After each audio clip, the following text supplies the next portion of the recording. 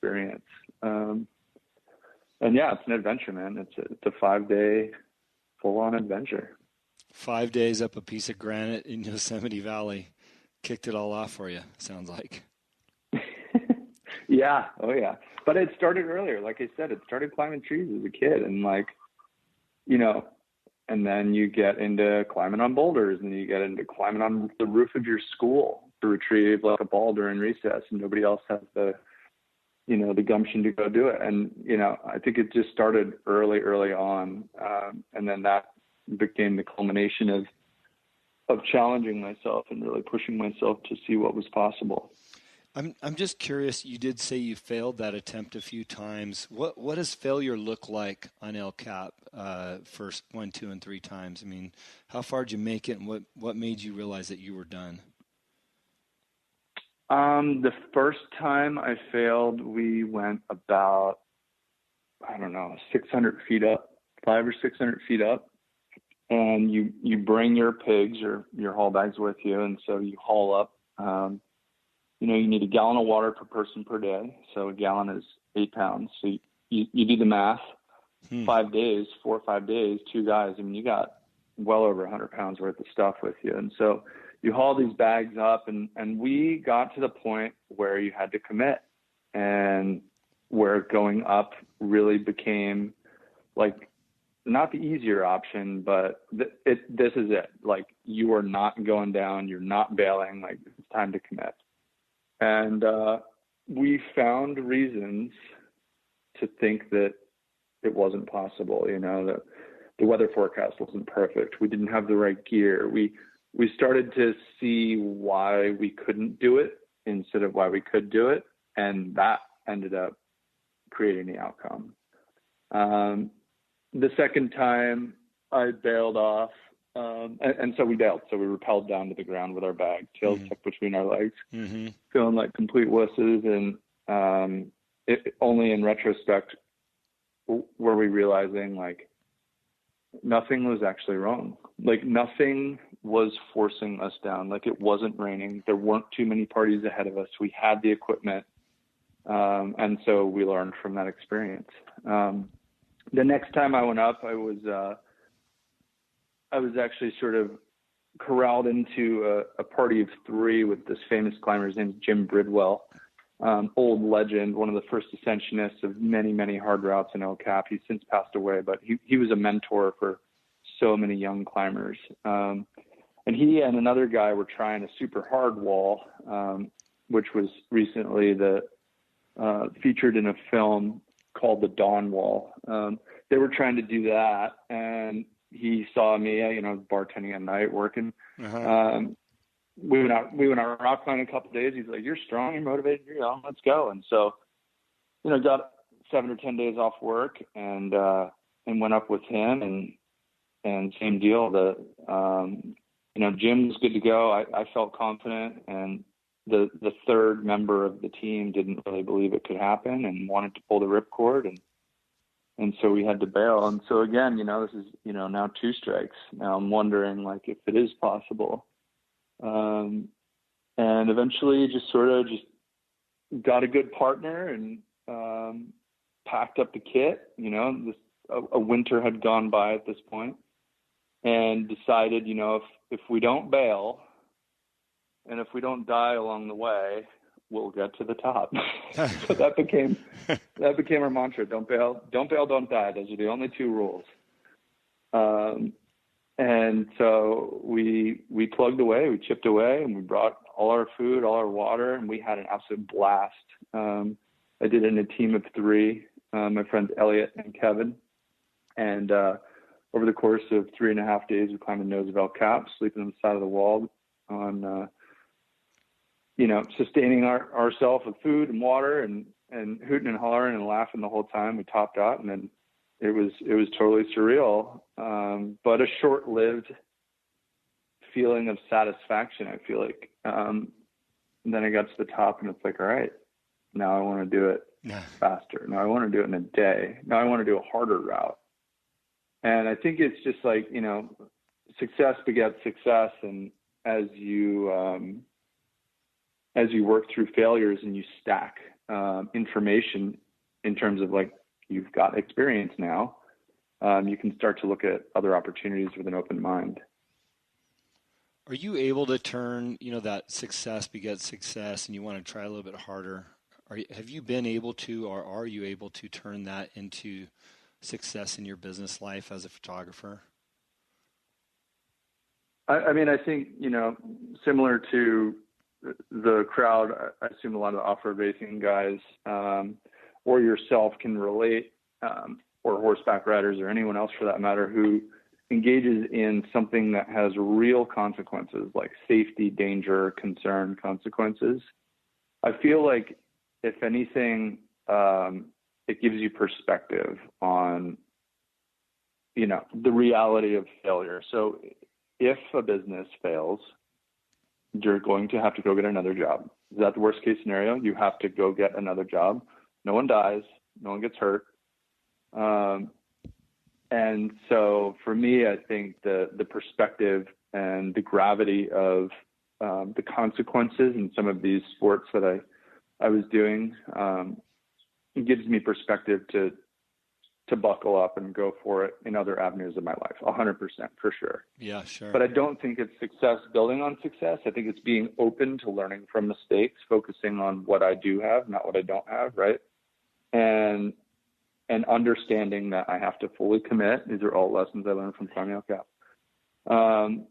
in order to get to the summit or get to the goal, and not being afraid to fail. And, I'm not concerned about those around me judging me, because you're going to have trolls either way.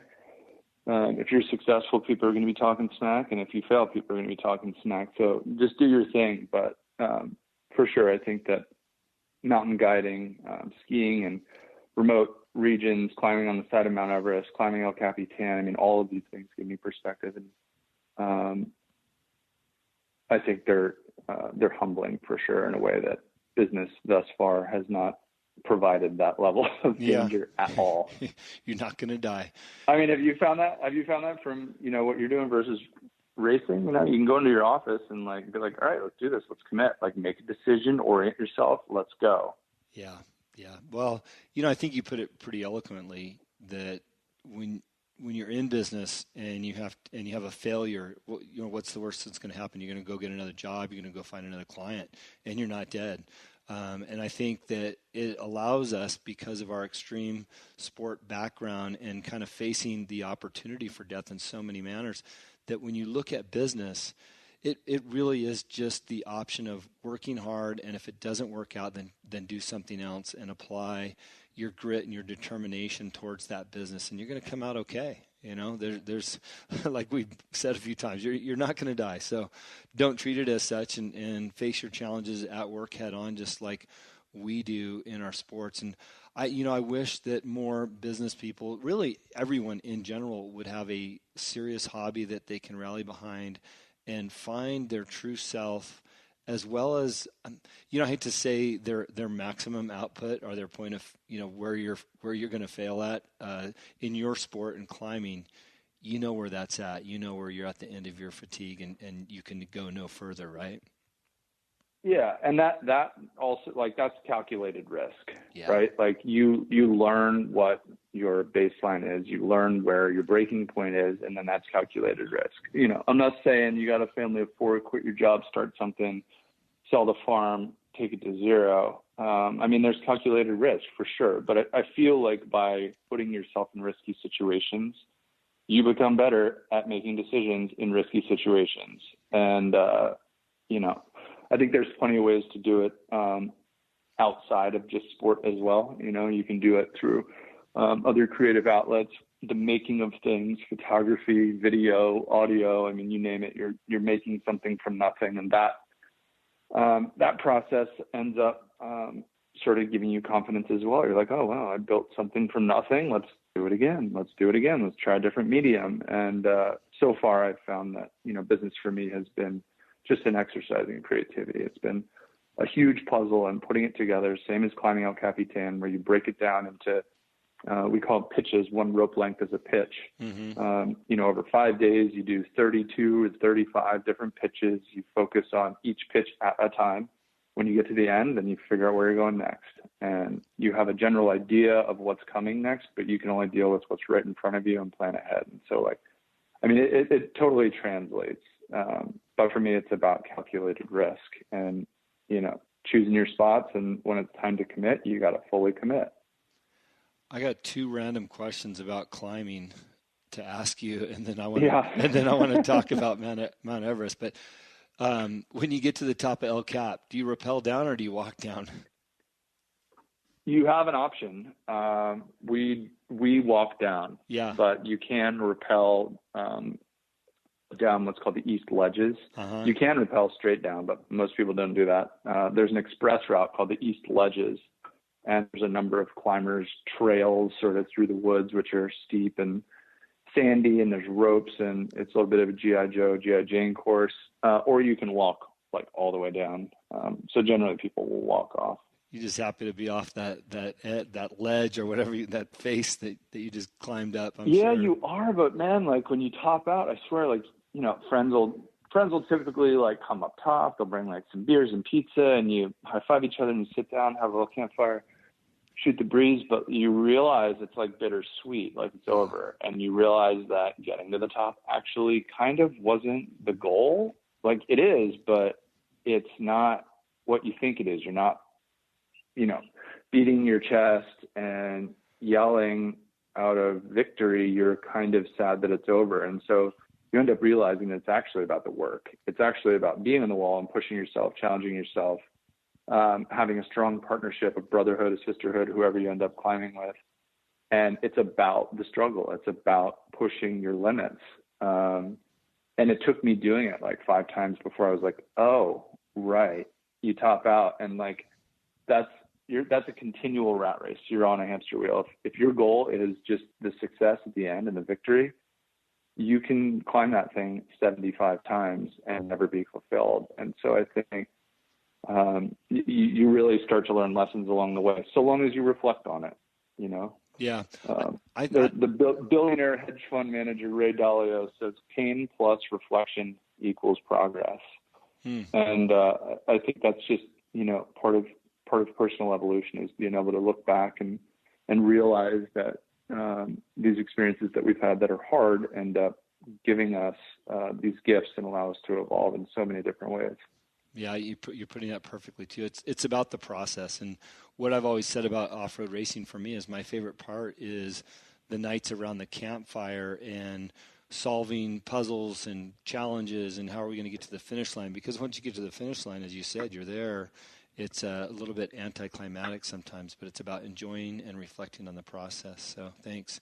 Okay. Yeah, but when you have like dirt in your teeth, you're going 90 through the desert, you're like completely in the zone, blinders on, nothing else matters. Like that's what you miss now, right? Yeah, for sure. For sure. I don't miss the finish line. There's not a single finish line I miss. It's all about the act of doing it, right? The time in the car.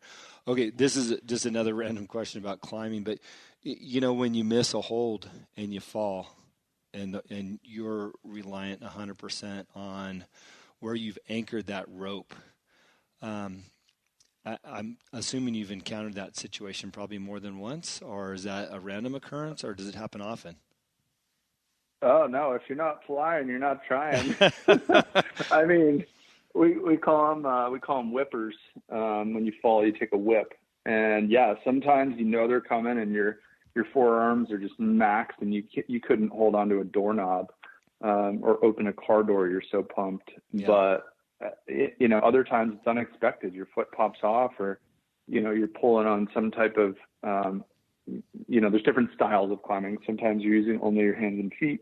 Other times you are relying on gear. That's called aid climbing. And sometimes those pieces of gear are really small and they're really, really bad rock. And sometimes they fail and you don't know what's coming, and ping, all of a sudden 40 feet of airtime, plenty of time to think, wondering about when you're going to stop. Happens often for sure. And you can't get better unless you fall. Like you can't. You're going to plateau so quick and you will never reach your potential, I mean, I have friends that have tried things for years, 7 years, 10 years before they were successful, hundreds of attempts. Wow. and so you learn little